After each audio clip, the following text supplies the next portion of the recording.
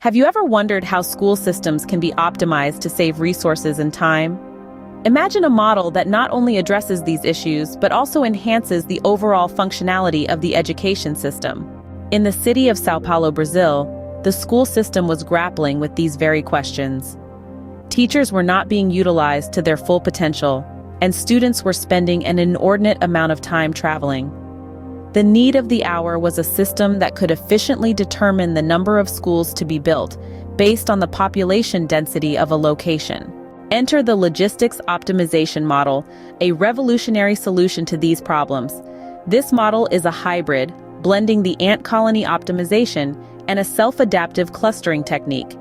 It's a bit like a virtual ant colony, where each ant represents a solution to a problem and the colony works together to find the best solution. The self-adaptive clustering technique, on the other hand, is like a smart organizer, grouping similar data together to make sense of a large dataset. By combining these two techniques, the logistics optimization model could process the school, demographics, and student data provided by the client, and plan an efficient central schooling system. It was not only faster, but also outperformed other established models such as CPLEX, Gurobi, and ELPASOLVE. The success of this new model was significant.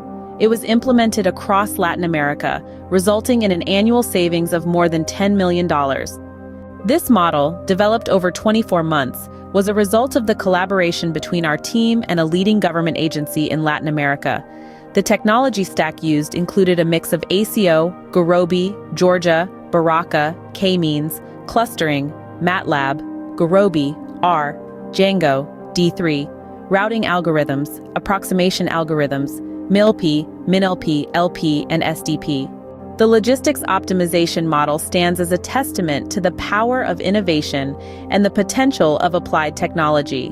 It showcases how a complex problem, such as optimizing a school system, can be solved using a blend of creativity and cutting-edge technology. In summary, the model developed for the São Paulo school system effectively addressed the problem of resource and time management. It used a new hybrid model that combined ant colony optimization and self-adaptive clustering technique. This model outperformed and was faster than established models. Implemented across Latin America, it is saving more than $10 million annually. So the next time you think about how school systems can be optimized, remember the logistics optimization model. It's not just about saving resources and time, it's about creating a more efficient and effective education system.